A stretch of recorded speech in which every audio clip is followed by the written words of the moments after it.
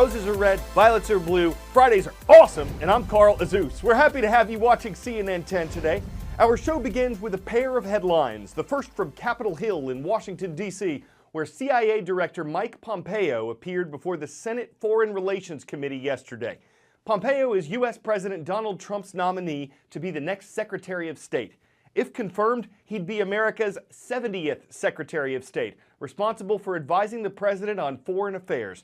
In his opening remarks, Pompeo indicated his priorities would be taking a hard line on Russia and Iran, avoiding past mistakes with North Korea, and rebuilding the U.S. State Department.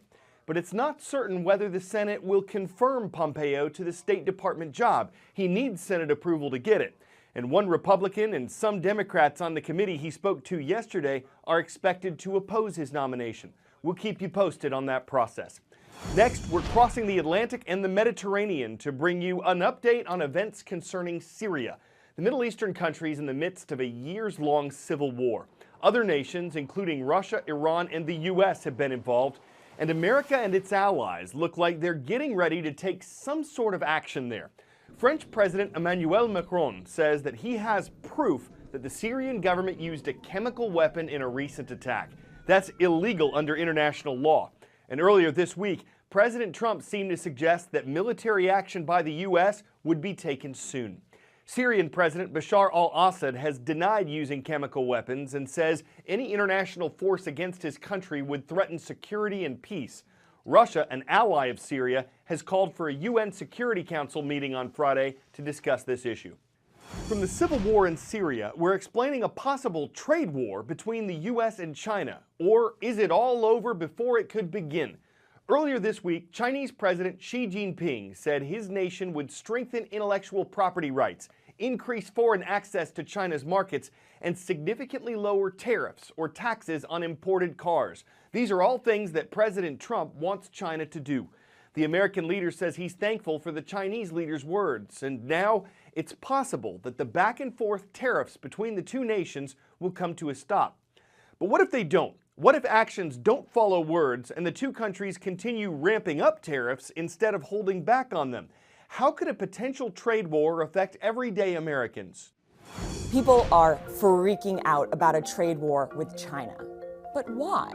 Well, the U.S. imports more products from China than any other country in the world, $505 billion worth of goods in 2017, while only sending $130 billion worth of products to China. This creates a gap of $375 billion, a large part of the trade deficit with China. In the time I've been talking, did you notice all the products in the room that are made in China have disappeared? Now, a trade war with China doesn't mean we'd stop importing these Chinese goods, but it does go to show just how much we depend on them. Let's rewind in case you missed it. For example, this TV. The U.S. imports $146 billion worth of electrical machinery and equipment, the most of anything we import from China. This includes remotes, laptops, and cell phones. Also, sneakers. We import $1.4 billion worth a year. And these umbrellas. The U.S. imported $113 million worth in 2017. And China happens to be the world's largest supplier of umbrellas. And the list goes on. One thing we export a lot of is playing cards. But the cardstock we print on is from, you guessed it, China. There's no tariff, but we still spent $120 million importing cardstock last year. So while these products aren't going anywhere, they could have some steep tariffs on them, which means our lives could get a little more expensive. Next, we've talked a lot about Facebook lately, including how its CEO testified this week on Capitol Hill about a data breach that might have shared the personal information of 87 million users without their knowledge. This was in violation of Facebook's rules.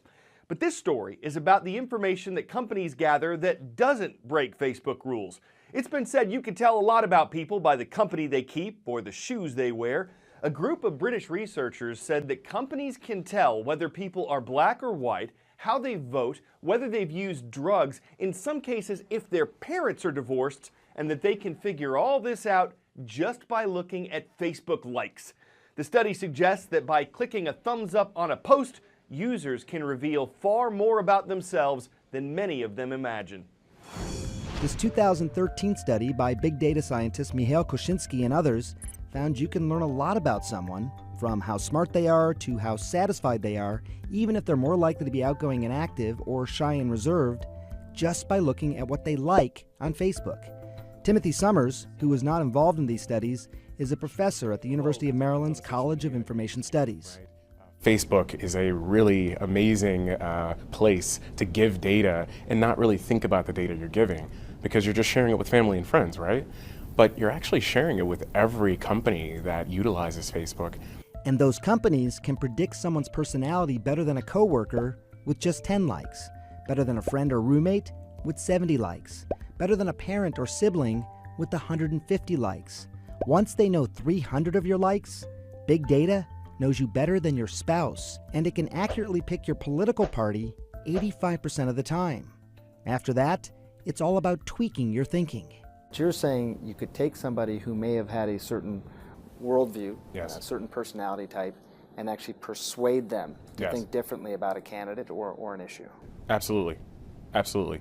With the right imagery and the right content, context, and nuance, and with the right social media campaign and internet marketing campaign, you can get just about anyone to click on just about anything.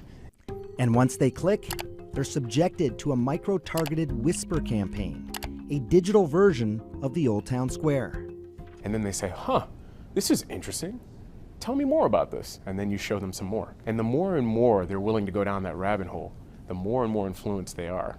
Are there some people who are just going to be more persuadable, if you will, than others? Absolutely. And that's where the psychographics comes in. Psychographics. It's the study and classification of people according to their attitudes, aspirations, and other psychological criteria. The number one way to profile someone is to figure out how they score on the so-called Big Five personality traits: openness, conscientiousness, extroversion, agreeableness, and neuroticism. Ocean. They collect this data on me and they say, all right, now we know enough about Sanjay to say this is who he is and this is how we can influence him. Is it so insidious that I don't even recognize that it's happening? You don't even realize it's happening. Dr. Sanjay Gupta, CNN, reporting.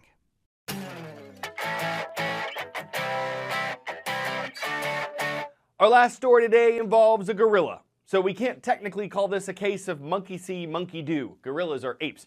But if imitation is the most sincere form of flattery, this trainer at Busch Gardens in Florida should feel pretty good. Rachel Hale regularly works with gorillas and chimps, and a 12-year-old ape named Bolingo loves to play copycat. The park says working with animals like this builds positive relationships with them. So maybe you can't say the animal's monkeying around, but could you say he goes bananas for it? The crowd sure does. It's great to see gorillas in the midst of trainers. You gotta be impressed with his anthropoise. It's not every day you chimpanzee something that proves so well gorillas are the genus of primates. I'm Cral Azuz, CNN 10, hopes you have a gorilla good weekend.